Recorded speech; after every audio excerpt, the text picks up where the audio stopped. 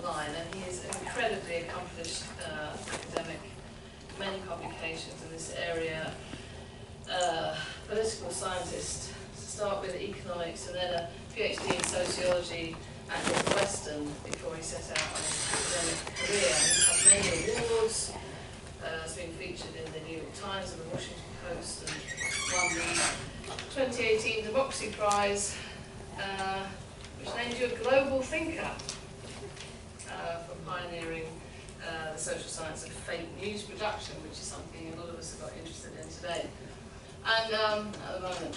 So I've only met Phil. We're trying to, we knew we had the new director at the Oxford Internet Institute, and everybody on the team was saying, well, you must go and meet Phil. You must go and meet Phil so that we can keep this association going between the two institutes. And we found out we had a friend in common, Professor Noshir Contractor at Northwestern. He wasn't your supervisor, was he, or anything like that? So Noshir, who is a great friend of ours and on the Web Science Trust board, set us up with a sort of academic blind date. Yeah? And this, we actually ended up meeting at the most strange conference ever in Dubai. Yeah? And it was just, it was just a very, very weird conference about AI in Dubai, with a very weird, but actually, we found out, just as Noshir said we would, that we got on like a house on fire. And I asked Phil then if he'd come and give this distinguished lecture, and he said unhesitatingly yes. So thanks to Noshir, really, but also to our ongoing friendship with the Oxford Internet Institute, it's my great pleasure to introduce you to Phil, who's going to talk to us about tomorrow's Leviathan, machine learning in a political world. Phil, over to you.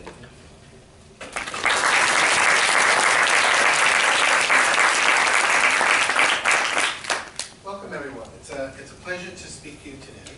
Thank you for the kind introduction. I'm going to show off some of our research and get everybody depressed about the prospects for democracy. And then the narrative arc will uplift us, take us forward to the ways in which we as researchers can save democracy through our study of public life, and perhaps through the application of sophisticated machine learning algorithms to some of the big problems that we face in the years ahead. So my talk is called Tomorrow's Leviathan, Machine Learning in a Political World. May I ask, how many of you suffered through some kind of Politics 100 or Theory 101 or political theory, introductions to political theory, and might know roughly what this might be about? Wonderful, okay. I will be using a little bit of Hobbes in my talk, and I'll do my best to provide the context and definitions, and I'm happy during Q&A to talk a little bit more about the theories that I would like to use to help us anticipate what AI might do to our public life. It's very important for me as a social scientist. I don't do prediction. I try to say things that are prescient, but it's very important to stay close to the evidence that we have at hand when being prescient. So I don't see this as an exercise in futurism. I don't see this as an exercise in codifying science fiction or imagining the worst possible outcomes for public life.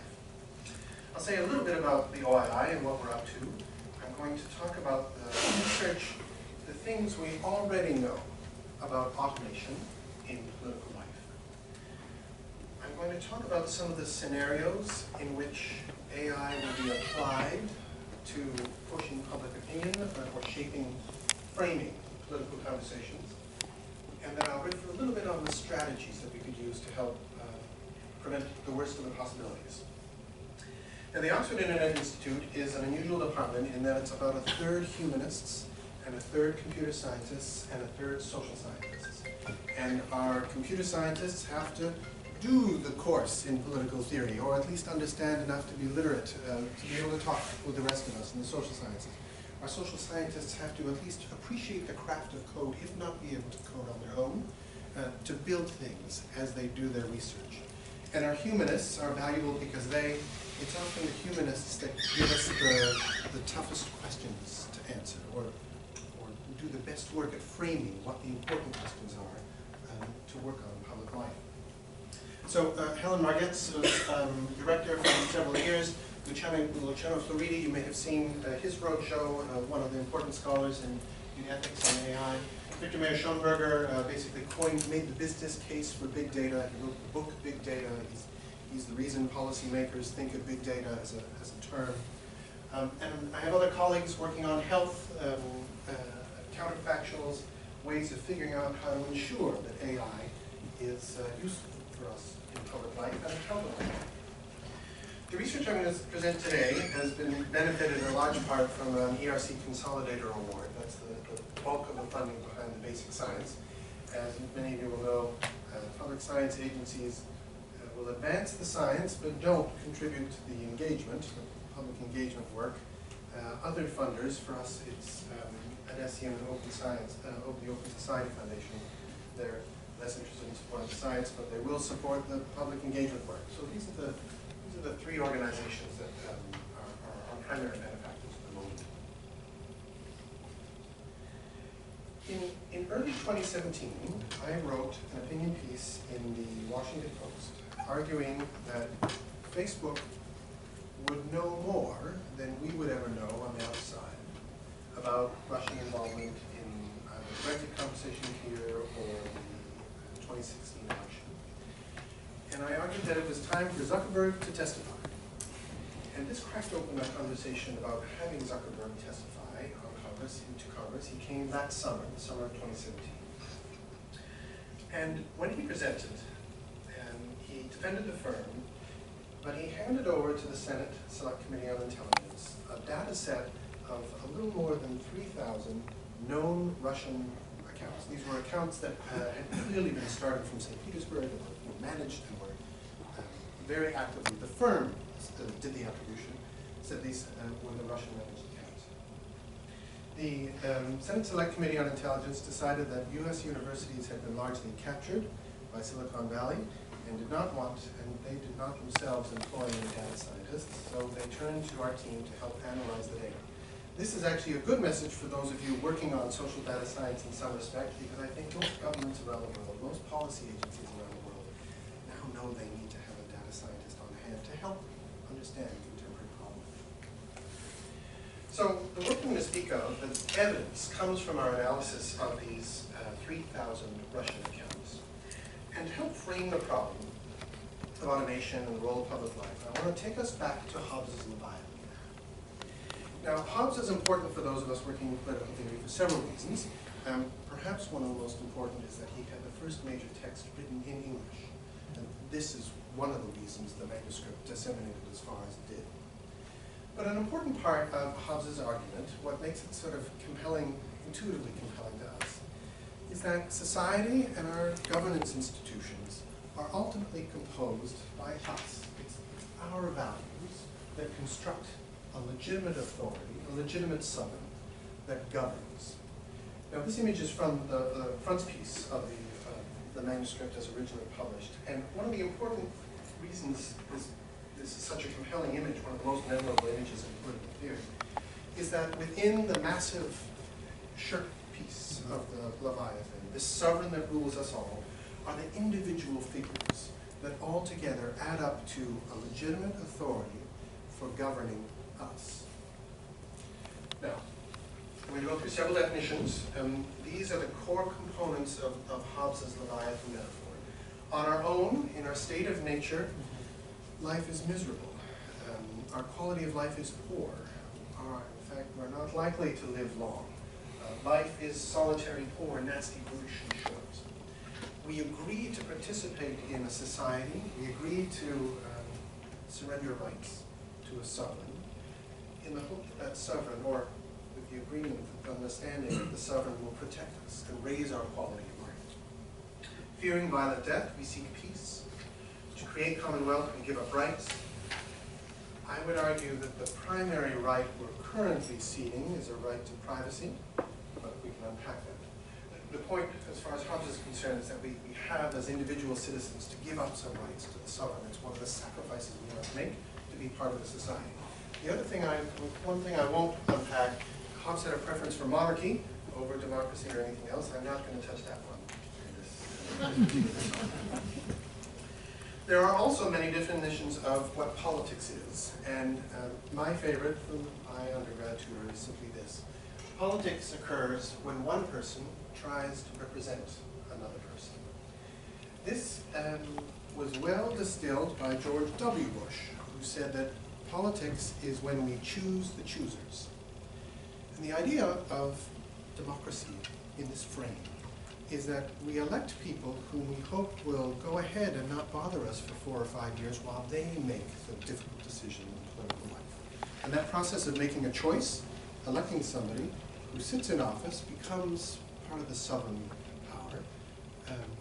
We set those people to be up on their own and work independently. Now, I think we sort of assume that once we put them in office, they'll work with evidence in their decision making, and that may not be a safe assumption now. So this is my founding definition of what politics is, which what happens when one of us tries to represent the rest of us. AIs, there's also multiple definitions of what AI is. I define them as collections of algorithms and data that simulate learning, reasoning, and classification. And you'll see shortly why that particular definition is rhetorically useful to me. Let me go into the evidence now, our basic analysis of what these 3,200 known Russian accounts were up to in the 2016 election. If you're on social media, this is probably the basics of social media for most of you. If you're on social media, you have bots following you, especially if you're a Twitter user. This is an example of one of the accounts we scooped up at some point. They have crazy numbers of followers, right, or unrealistic numbers of amounts of content production, or unusual ratios of content production, likes to dislikes, or followers to following. In this case, the bear might give it away. This is one of the Russian accounts that we tracked. Sometimes the accounts will occasionally tweet in Cyrillic, and then go back to working in English. And so there's a variety of techniques we use as an outsider to capture scoop accounts we believed are managed by foreign governments. When we start a fresh scoop of bots, we tend to work with Trump's follower list. I don't mean that as a political jab, that is a methodology point. He has such a large number of bots following him. These are accounts with numbers, right, instead of names, or accounts with no pictures at all, that never generate any content. That's our starting point for scooping data.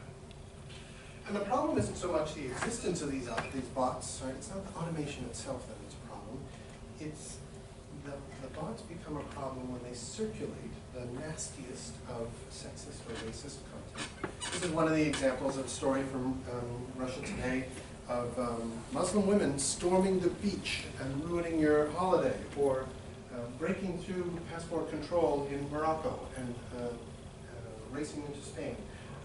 2 images turn out to be doctored later. The point is that the code itself is not politically problematic, it's that actors use it to distribute large amounts of junk news.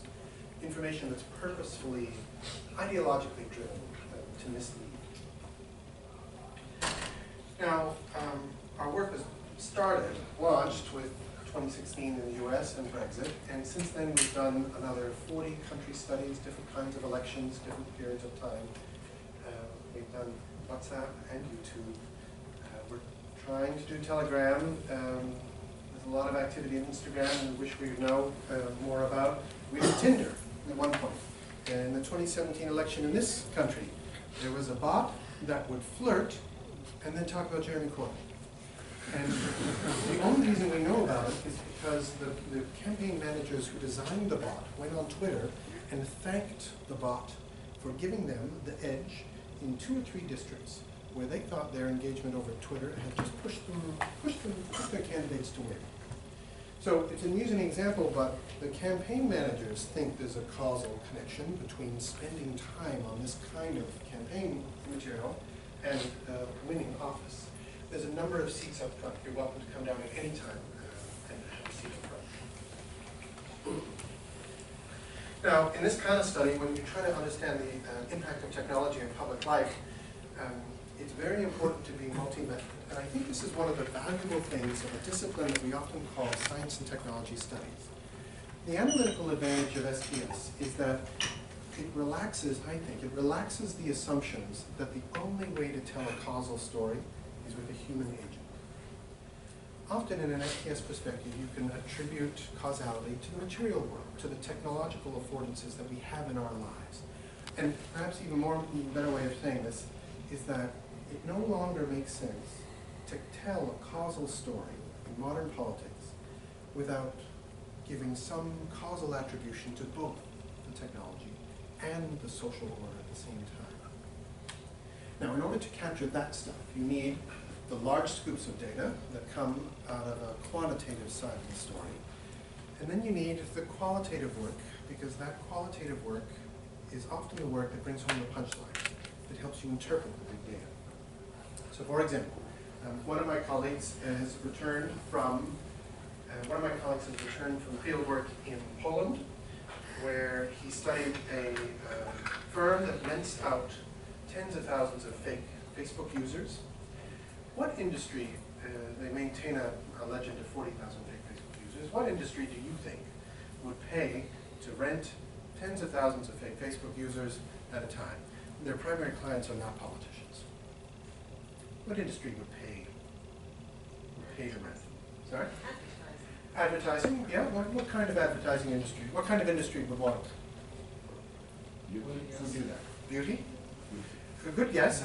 Many of the best bots were designed for the Kardashians. Right? They were designed to promote that goods, beauty products. No? One more? Oil and gas. Oil and gas, another good guess. They spend aggressively on these kinds of things. No, it's pharmaceuticals. So they'll rent 10,000 people to have troubles managing their migraines, and then 10,000 more people to have a new medicine for managing their migraines. And they have the interaction in public, and that's what counts as advertising for the industry. So doing field work with the businesses that do this stuff is very important for understanding and for helping to interpret what the big data reveals when we play with the large schools. So being qualitative with our interviews and field work, being comparative and then computational helps give a sense of the full picture. Now, I'm going to go through the three perhaps most important charts from our report to the Senate on what we found the Russians doing. You'll recognize these as descriptive statistics. They're not any fancily modeling here. But they do tell a story about the role of Russian accounts in the US 2016 election. The first thing we did was to break out Facebook activity and Instagram. We got Facebook, Instagram, and YouTube data. Google provided search data, but they provided it in PDF form. And we don't know why. It doesn't naturally occur in that form, and they must have realized the Senate was not going to print the data. Anyway, so we have not analyzed the PDF form data from Google search. This is just account activity. Now, the first point of this figure is that Russian activity blooms, bursts to life on the natural days in the political calendar where there's things going on in politics. So Trump wins the nomination, the burst of Russian activity.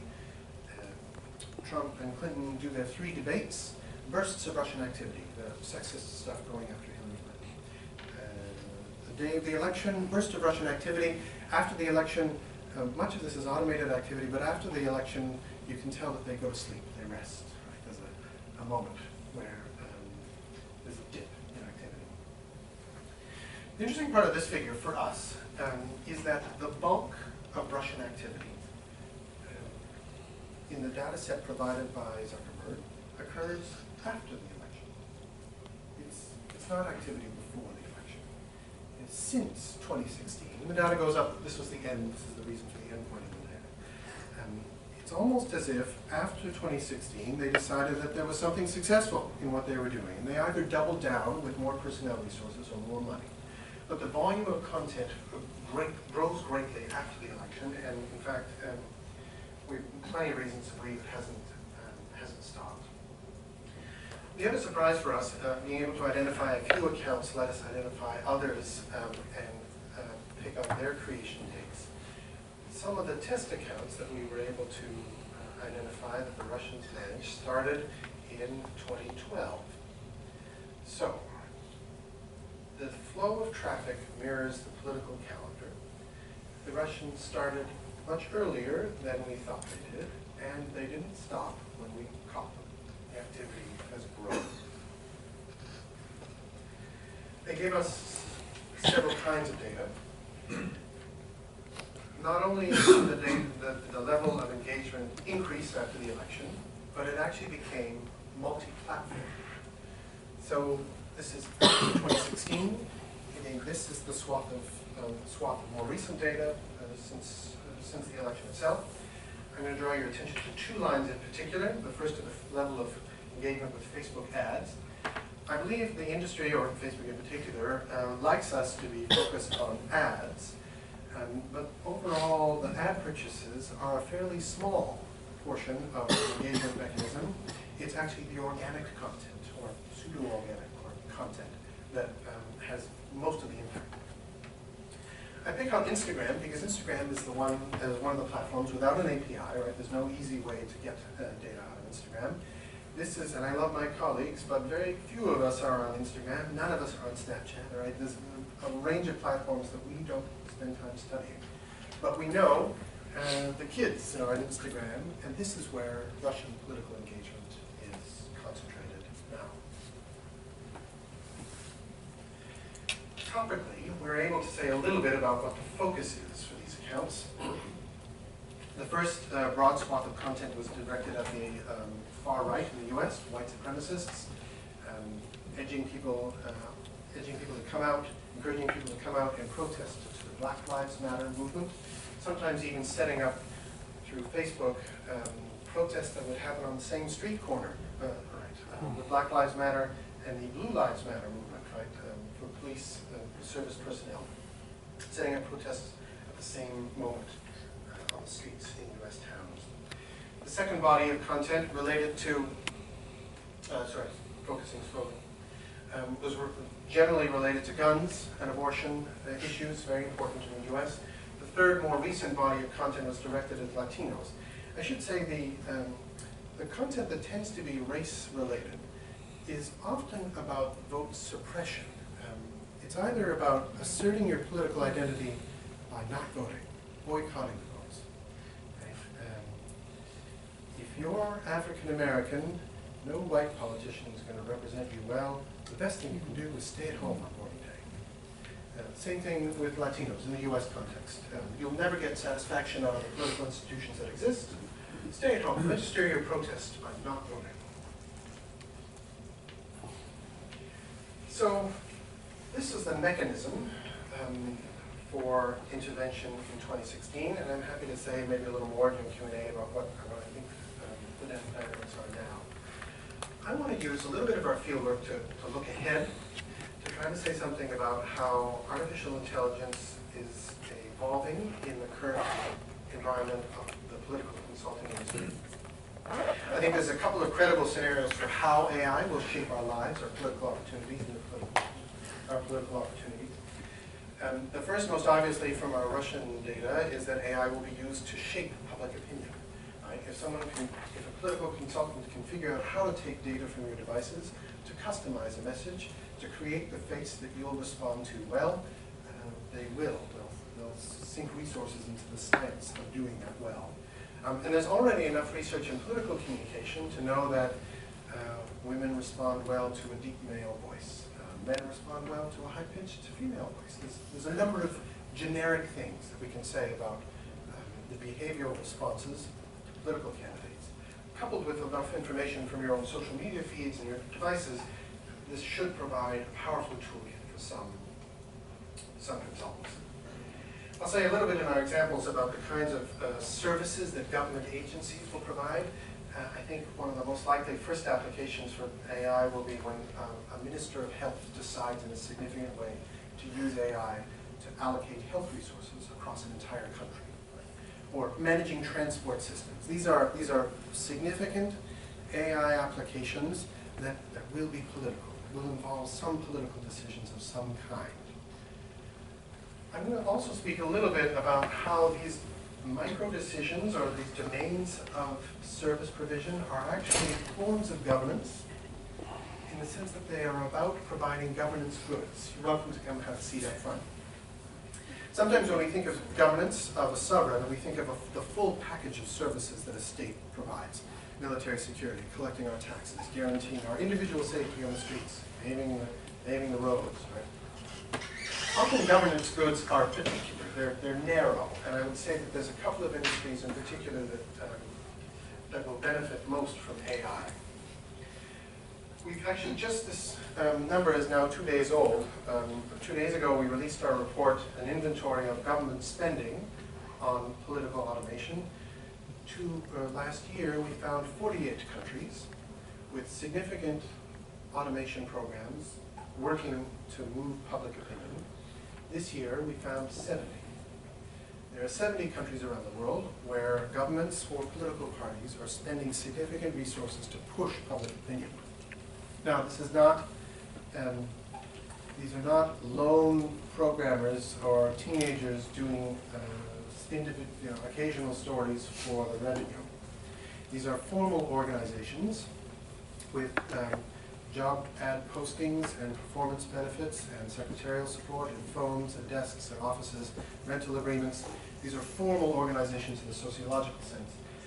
For authoritarian regimes, they tend to be military units that are retasked to doing automation in political life. In democracies, they're political parties who will sign up large contracts with a consulting firm to provide these services. So every regime type has these kinds of organizations. The ratios are about the same. A large number of the countries have people who provide online commentary, engage with citizens on news sites. The vast majority of them maintain a body of fake accounts through which they communicate. A large number do automation. In 31 of the 48 countries we studied last year, it was actually political parties doing this work. And in 10 of the countries, it was chat platforms, WhatsApp almost entirely, that was being used in an automated way to push public opinion. Now, I want to offer 4 examples, probably only one of which would fit our a democratic normative agenda for how to use AI in public life. Let me start here. These hairballs are a network graph of 2 types of books written about the Iraq War 15 years ago in the US. The books that have been coded liberal argue that we should not invade Iraq. It was a big mistake, and the president and his team lied to us. The books coded red were written by conservatives. And at the time, the point of this research was to demonstrate that liberal authors don't cite conservative authors, and conservative authors don't cite liberal authors, and that there's not very much in between. That amount of scholarship in between these two greatly diminishes the ideological polarization. There are two firms looking to use sophisticated machine learning to extrapolate ideology from somebody's tweet stream.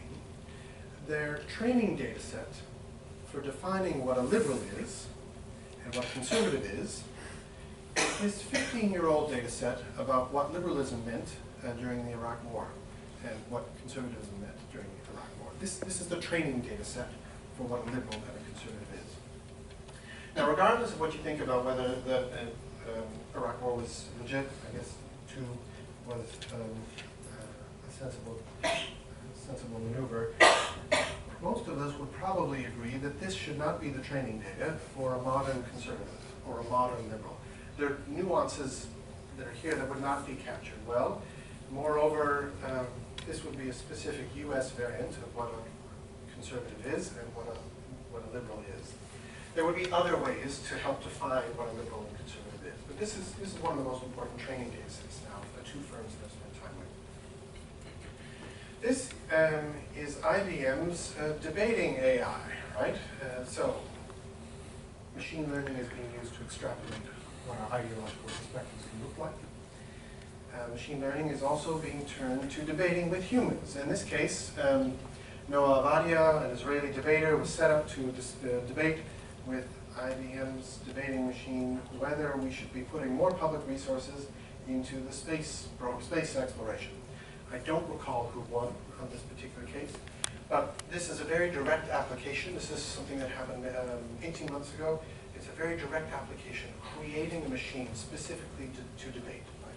Capture large volumes of content, answer this question of whether we humans should be spending more time on space research, and then engaging with the human on trying to convince them that something is true. This perhaps is the most famous of the examples, right? Using software to create junk videos, fake videos, Obama speaking, saying words that he never said. We're sort of at a lucky moment in that when someone tries to create a fake video and compresses the content for YouTube, Google is able to catch something in the compression that makes it easy to identify fake videos. That's a temporary advantage, right? It's likely to be fleeting, and as the commercial-grade software for altering video improves, I suspect we'll see many more modes of automated doctoring of images. Now, the nice example, I spoke earlier about governance goods, right? There's the mode of government when an institution provides rules for a wide range of social interactions. There are specific ways in which machine learning is already improving how we provide services collectively.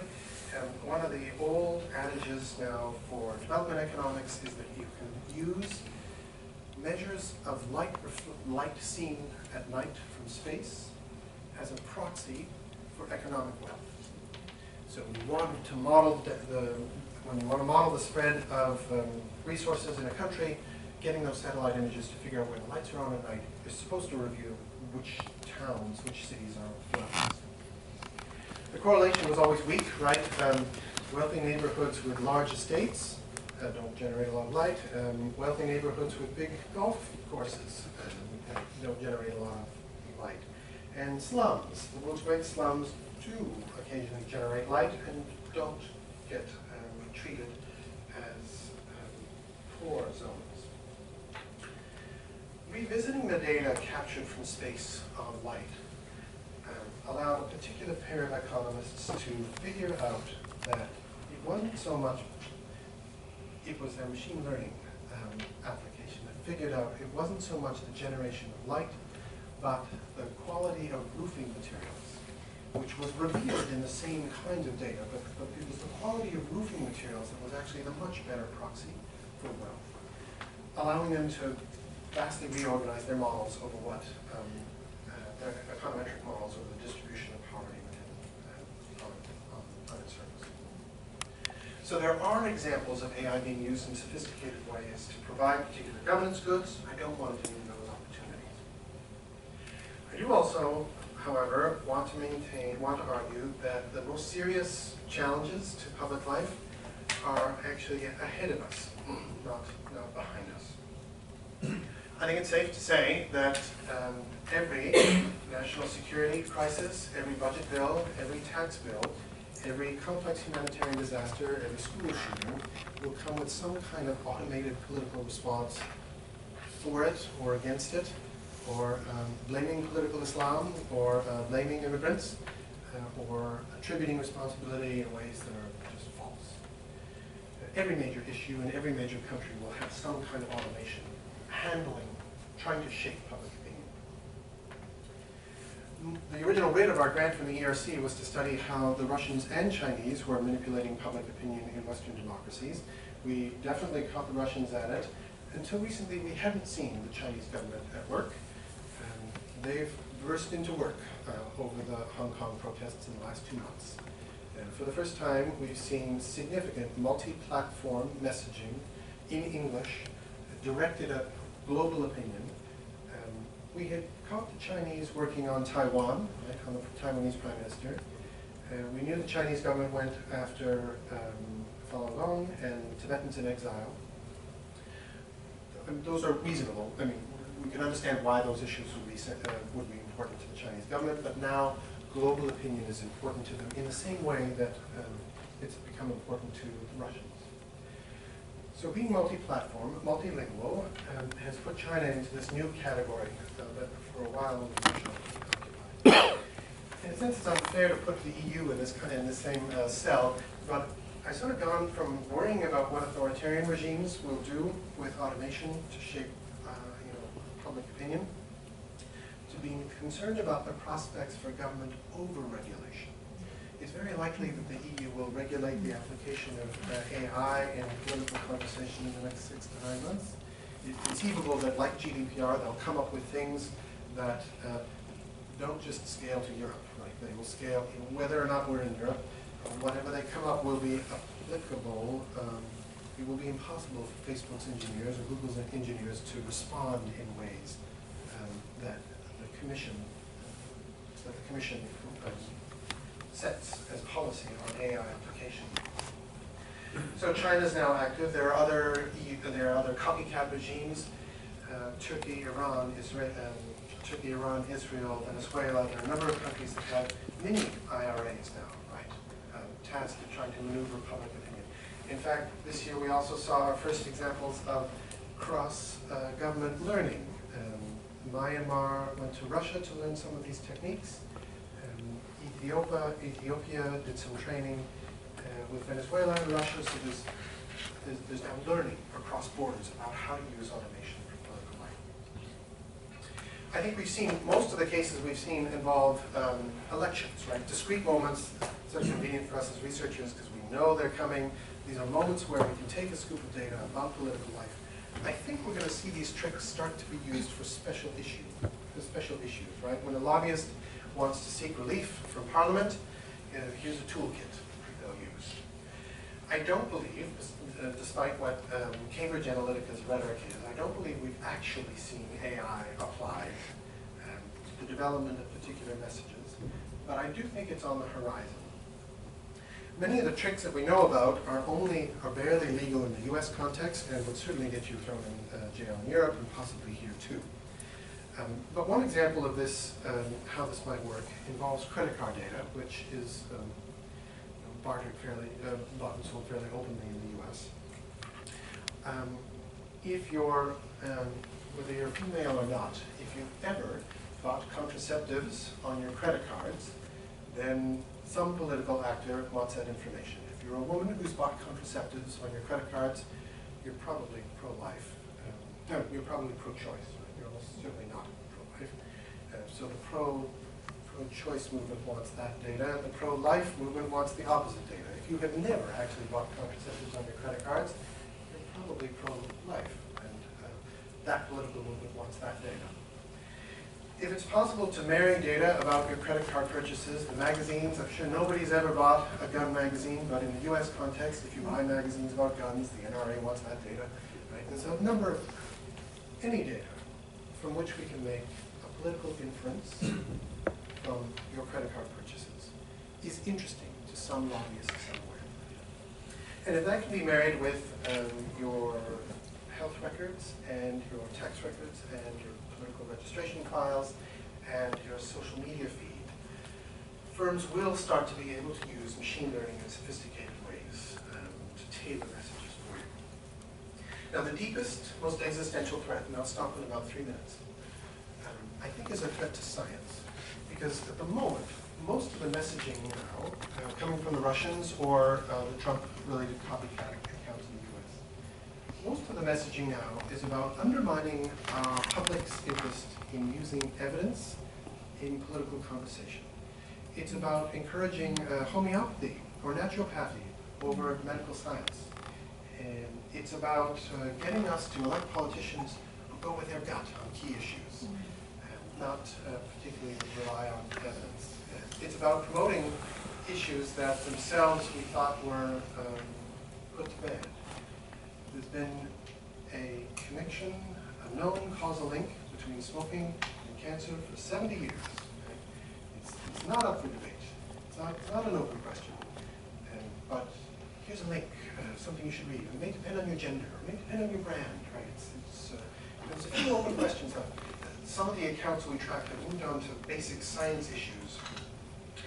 And I think one of the core problems we have, one of the core things we need to wrap our heads around is the problem of providing AI with fresh data that actually does reflect our contemporary values, whether we're liberal or conservative, that preserves the diversity in society in the data that's being used to train, from which we make inferences. And there are many different ways we can start to unpack what the values that we have in diversity. But the biggest mistakes, I think, that we seem to know about in AI, political applications of AI, come from lousy training data. That's the common source for mistakes. We can go quickly to how to fix that problem. The first idea, I think, in my fantasy world of redesigning the internet, involves an idea that I ripped from the Blood Diamonds campaign, and that involves reporting the ultimate beneficiary of the data that you've generated. I think we should be able to look at any device that we have on us and ask it to tell us which lobbyist or political group or political party or firm is making use of our data, and maybe even what they're doing with that data. And devices can't do that right now. The information about where our data is going is never resident in the device. But we should be able to get a report of who's benefiting from our data. From there, I think it should be possible to add to the list of beneficiaries. Right? If Melita is taking my coffee consumption data and I want to support my favorite organic coffee plantation in Haiti, I should be able to add them to the recipients of my flow of data. In an ideal world, we might add libraries or hospitals or social science researchers to the list of possible beneficiaries. I also think infrastructure could tithe in a way that it currently doesn't, right? Large volumes of data don't end up in our hands to play with. It's taken judiciary committees, a Senate Intelligence Committee, 4 years of bad press, multiple governments beating up on Facebook to get 3,000 accounts of examples of what's going on. Infrastructure that tithes is one way to build the public life that we need. One of the few rules that seems to work in data management is this non-profit rule around particular variables. So, you can't profit by selling voter registration files. You can, when you marry it with credit card data or contraceptive use or anything else, a data mining firm can profit by that merging process. They're not supposed to profit from the voter registration file itself, and I would argue that we could probably extend the list of variables, right, to cover a range of public health variables that firms should not be able to profit from. Perhaps I'll save for Q&A the prospects for algorithm products, because I know that's what inspires the debate. I'm not sure that I've been able to restore faith as the way I promised in democracy. I'm sorry, Jeannie, your answer was correct, but Kevin shouted his incorrect answer over yours, so he gets the points. I think we're at a special moment in public life when research is particularly important, and that's sort of an amazing thing for me to say. But at this moment, our team is operating on faith, really, that the things we're doing will be valued or valuable, that it's worth exposing these political problems before they get worse. I do think we've got 4 or 5 years before AI rolls out in a politically sophisticated way. But at some point, the political parties will make investments. It's conceivable you'll have an election in the next month or 2 or 3 or 4. I don't think AI will be pushing public opinion in January or February. But 4 or 5 years after that, I do think AI will have a role in determining what content you see, when, and it's conceivable that you'll be engaging with AI and not fully understand the terms of the agreement. So thanks for your time. I'm happy to take questions.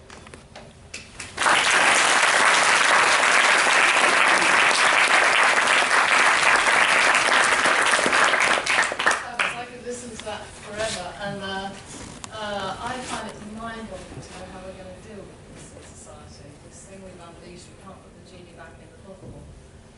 But now we have a very interested audience here, so please, who's been asking for questions. Do you want to tell, I think it'd be good if you said, please tell us who you are and what your discipline is. Thank you. Let's start at the front. And would you honor me as a speaker? We'll go boy, girl, boy, girl. Well, you can handle it. I'm happy to let you handle it. Hi, my name is Kevin, so I won't be shouting, so hopefully it's not the wrong answer to the question. I'm a mechanical engineer, so I don't know what business I have, but it does affect me. Yeah. That's fine. So the question is, in the ways that you enumerated of possibly mitigating the problem, is another way an alternative model for internet itself? Because all of this is premised on an ad-based model of the internet, for which data collection is required and all of those things. So I've heard people pushing for a subscriber model for the internet. You know, there are a couple of websites that do that. Predominantly, we've just agreed that, you know. And the other thing is, what do we do? Are there steps that we can take as individuals in individual action as opposed to policy levels that we can do? So I've heard people saying, you know, I don't turn off cookies, I scramble them. So you can basically, you know, produce an image of whatever you want to present yourself as. So those are the two questions I have. I am skeptical that we can ever take back social media or undo Facebook or recreate an entire platform. So I think the best, most plausible route forward for us in public policy is to create the options to donate data, right? If our data is a moment of civic expression, at the moment we're expressing ourselves to friends in Silicon Valley. The best data on public life is not in the libraries, it's in public policy. So I don't think we can undo things. I haven't seen scalable models for what an ad-free internet would look like, and nobody's figured out the micropayments system in a credible way. That is also the basis of my response to your good question about what we should do as individuals. It sounds banal, but checking your credit card records for mistakes, and making sure, you know, general data hygiene, flushing your cookies every once in a while, and requesting data when you can, and teaching your friends about why this is important. Those are the modes of activism I'd encourage us to pursue. I don't think, you know, most people most of the time don't talk about politics on Instagram. It's only in the 2 or 3 days before people vote, and that's what's important. So we're not going to get the public interested in this issue significantly. A little bit of personal activism, and creating this option, this new culture of sharing data. I think those are the roots. Who's next? Okay. 2, and then we'll turn to the ladies. Yeah. So my name is Hector Calvo. I am based at the Economics Department in the Faculty of Social Sciences. And I wanted to know, given your talk, what would be your reaction to the recent announcement by Facebook towards encryption? The encrypted chat? Yes, to encrypt everything on Facebook. Will that be a solution? Or is that against completely all the policies that you have recommended? Would it be against beneficiary policy? So I knew that they were moving to an encrypted chat, trying to emulate what they purchased, right, in WhatsApp. I didn't know that they were going to try to roll that off over the entire platform. What I would say is that Facebook is much closer to public infrastructure now for us than the firm itself appreciates. And so I like the part of the policy that would involve increasing security between the users, but I'm not sympathetic to arguments about how Facebook needs to do things to protect its community values. Those I find are generally punts to avoid the issue of responsibility for publishing for distributing large amounts of misinformation to voters in the 3 days before they vote. Political scientists tell us that most people don't make up their mind until the last few days, and there's many big picture causes of this problem. Higher ed isn't teaching people the critical thinking skills we should be. Journalism needs a new profit model, right? But it's also that Facebook serves misinformation to voters in the 3 days before they vote.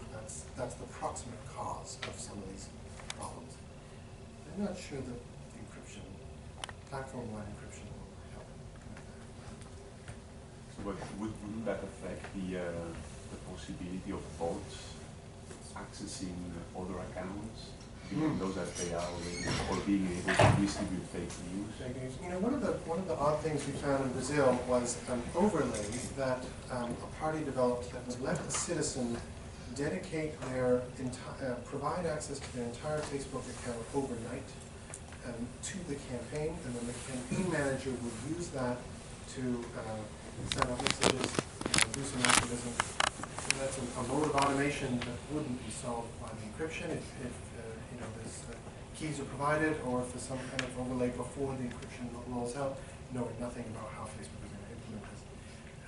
I would say that the spirit of innovation amongst campaign managers is such that they'll look for some tricks. I'd also point out that much of the activity is on Instagram, so I would be curious to know if they're doing this for Instagram as well. Please, yes, thank you. 2 and 3. Hi, so Grace Benson, I'm in the engineering faculty also at Leviathan. You talked about strategies. I'm interested to know who you think needs to be leading those. These might need to be international, whether there are sort of various levels that they need to be implemented at. Good question. Strategies. So I am not sure. There are very few countries with federal agencies that would address any of this. I can't think of which one in the U.S. would have the energy or time or resources to do this. DCMS is doing some creative thinking around with a particular frame of internet harms. But I think it will actually be the European Commission that will make decisions with some reasonable policy conversation with experts. We don't always like what the Commission does, but they do have a structure for engaging with expertise and coming up with solutions and rolling them out and enforcing them. They have a structure that seems to work better than anything in the UN system, anything in the multi-stakeholder system, and anything in any federal government. Although I would also defer to you in the law department if you think I'm wrong. No? Okay. Please. And then... Wendy White from the library, and it's sort of a follow-up related question to that really. I'm interested in you talk about data as a civic expression and the potential role of libraries. Just like strategy, do you feel as though there are new players and new stakeholders that can get involved here in new ways, new alliances that could maybe work in the governance arena? You mentioned the EU, that could maybe make a difference? Yes, certainly, and libraries are key to this. I think I would rather see libraries be restored as repository of public knowledge than maintain a private holding of this incredible wealth of data in Silicon Valley. I think in my fantasy world, if a researcher has gone through a university ethics process, been offered large sums of money from a public science agency, and has a decent reputation as a scholar, they've already gone through more ethics oversight and budget management oversight rules in a public university than any Facebook researcher has ever had. And in an ideal world, if we apply to funding from the UKRI, or we apply for funding from the ERC, that is the credibility by which we should have access to Facebook data. The ethical oversight of what we do here is rigorous. Right? It's not perfect. Yeah, it's not perfect. It's better than what the firms do. So I would say this is also an answer to the question of what institutions might face this. A stronger partnership between public science agencies and libraries could create that opportunity to provide access to data. Yes. Wendy said that we couldn't put the genie back in. Oh, sorry, Dennis Declan, I teach cybersecurity here. Wendy said that we couldn't put the genie back in the bottle, but the Chinese government is still investing a great deal of resource into trying to control internet discourse in pretty much every domain it has access to within China. Do you think they're doomed to fail, or do you think their tactic might spread? I don't think they're doomed to fail. I think it's possible to imagine 3 different cultures of AI. One that's Chinese built and maintained by Chinese values, where the technology is for social control and surveillance and protecting cultural values. And one can imagine the US culture producing AIs that are ripping from old data sets that are thoroughly unregulated, developing, exciting new applications and domains of life that we actually don't, wouldn't want. And for the moment, lend me the notion that the UK and Europe have some shared values on data protection. And one could imagine a European culture of AI that evolves around meeting public expectations for what machine learning can be allowed to do here, not being Wild West like in the US, but also not being authoritarian like in China. So I don't think, I would agree that we can't put the genie back in the bottle. It's possible that the Chinese will open up their social media platforms in some surprising way, but there's no particular evidence that that is nigh. Okay, thank you. So Dave Millard, I'm a computer scientist. I work with Wendy in the web science group. It seems to me that one way you could conceptualize this problem is as the asymmetric application of technology. So a lot of the things you've been talking about in terms of regulatory frameworks or educational frameworks are about reducing the effectiveness of this type of technology to change people's opinion and to make us more robust to it as a public. The other part of that would be to employ the technology on the other side. So, if we don't like the proliferation of anti-vaxxer messages online, then we should have organisations which are proliferating pro-vaccination messages online. Do you agree with that analysis, and what do you see as as problematic about, if anything, about that as a solution? Okay, I will try to answer, and then I'll reshape your question to the question that I want. And then we'll go here, and then it's conceivable. So I've been imagining that the political application of machine learning will be by large parties or entire government bureaucracies.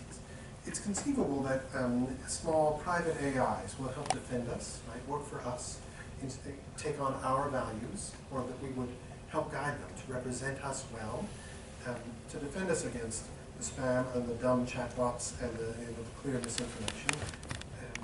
It's possible to imagine AIs that will actually be working for us as individual citizens. And I wonder,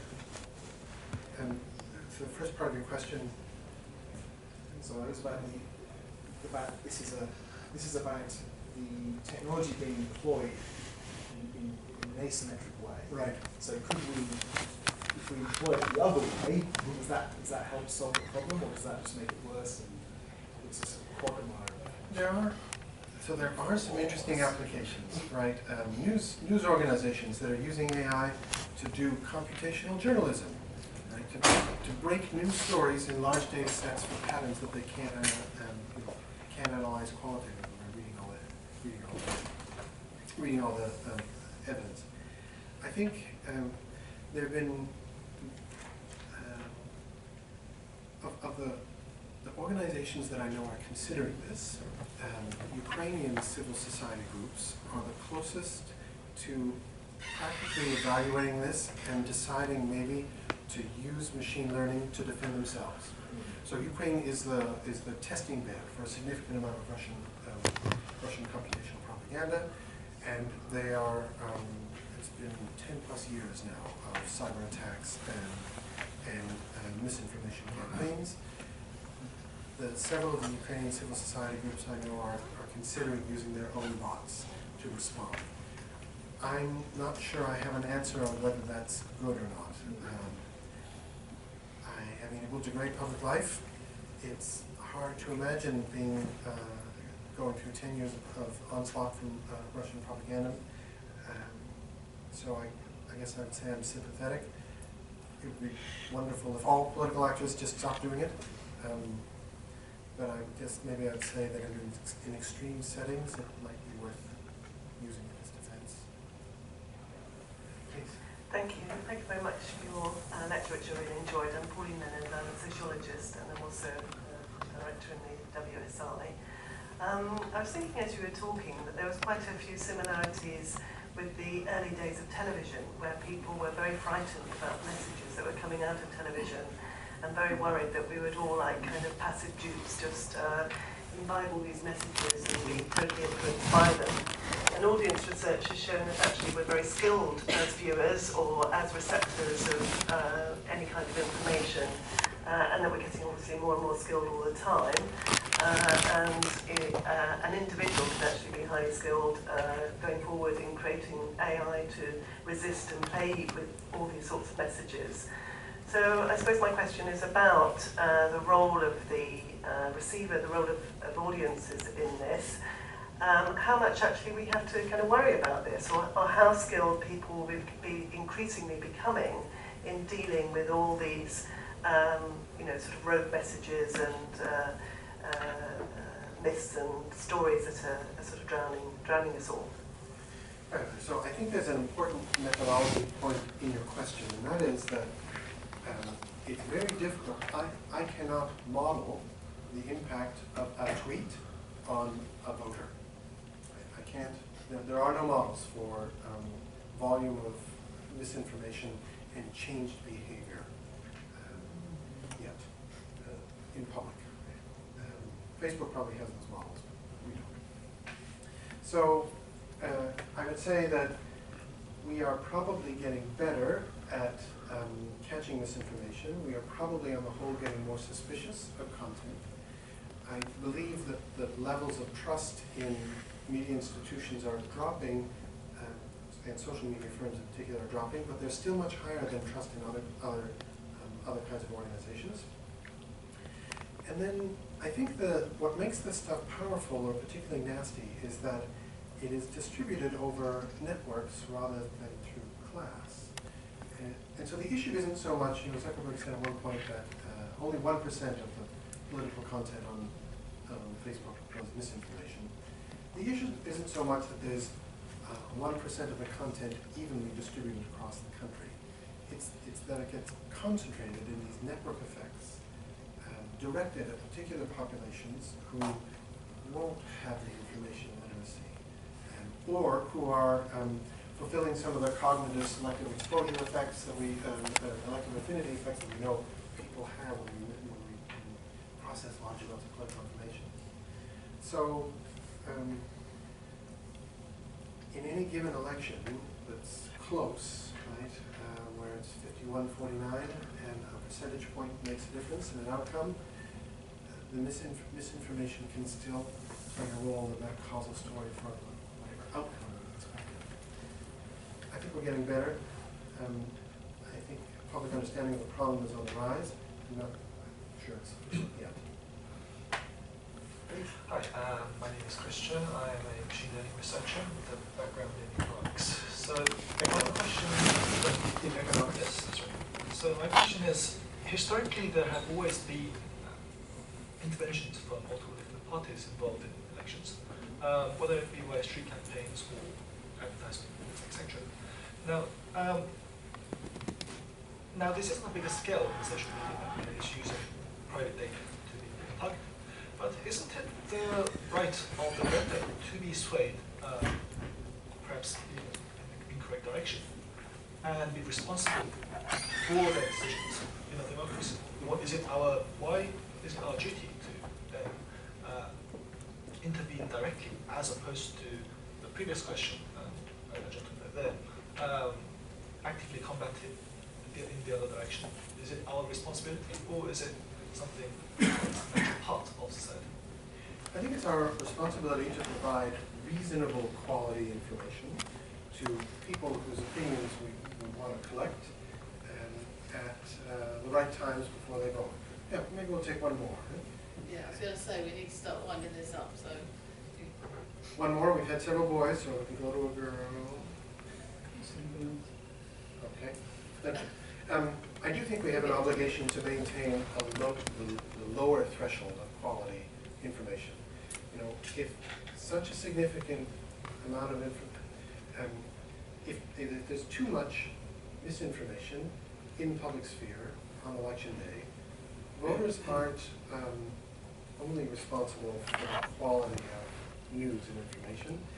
they will effectively make mistakes. Right? So if you look at the concentration of junk news around the United States, there were particular states that got most of the news that was misinformation. Those aren't informed voters, and for democracy to work, you want to at least try to provide voters with some quality information. Now, the countries that seem to be sort of inoculated against these effects are the ones that have public monitoring. And I don't mean that they're countries where the government owns the media.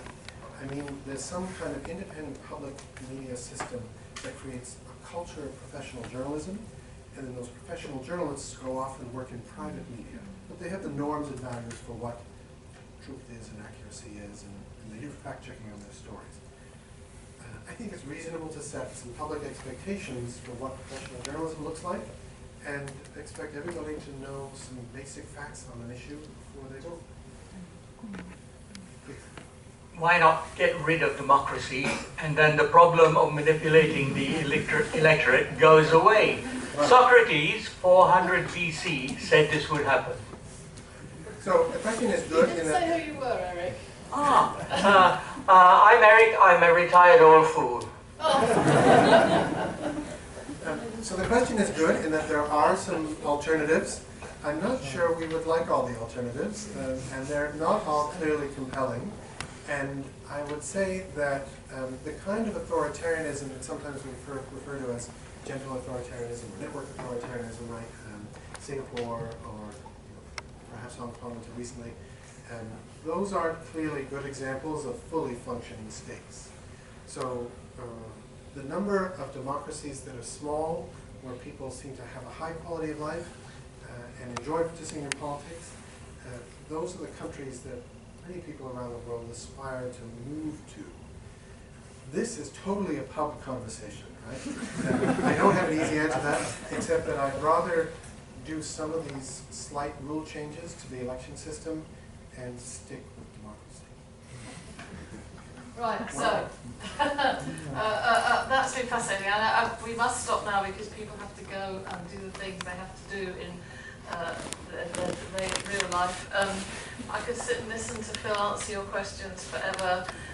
It's so interesting. I think Eric, by the way, is one of our greatest computer scientists in terms of how he taught our students. And he's from Malaysia, and I learnt a very interesting lesson about democracy at that dinner I had with you in Malaysia. Remember that one? When I met the opposition party. Who are now in power. Very, very interesting story. But I was just going to, such insightful comments from Phil, and I was just thinking of something you said, made me look up how many elections we've had in the UK since Facebook started. Facebook didn't start, it began at Harvard, of course.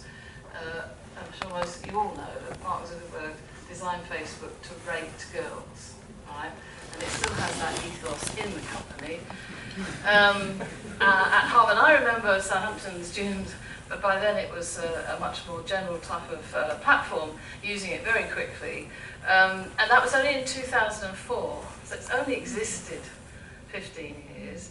And we have had only a handful of elections. 5, according to this one, was the Tony Blair one in 2005, which Facebook wouldn't affect him at all. And then we had 3 other elections plus a referendum in the time since Facebook has been growing. And the scary thing for me is the rate at which this problem is hitting us. And that like the technology keeps on moving and people start learning how to use it for good or bad in between the elections. Of course, in the US, I remember giving lectures about when Obama won in 2008 and 2012 because of his use of social media in a very overt way. And he was credited as being one of the people that helped grow Facebook because of his use of social media. And I just think it's so, and then you go back right to the beginning of your talk about, I'm working up a new talk on called The Future is Fake, because I think this is so scary, that we just won't know what to trust and what not to trust, when the bots especially are producing it. So you have painted a fascinating world that I think the one thing that I want to say at the end here is the most important thing to me, and I know it's the thing I'm most passionate about, is the only way to tackle this from a research point of view is from an interdisciplinary approach. None of this would you have done just from political science. And that, you know, you run the OII, I run the WSI, we have a wonderful interdisciplinary audience here, and I think that to me is the answer from an academic point of view, is the future has to be interdisciplinary. And on that note, Phil, I'd like to thank you so much for coming down. We get to talk to you over dinner, lots more questions over dinner, but thank you for giving us the lecture this afternoon.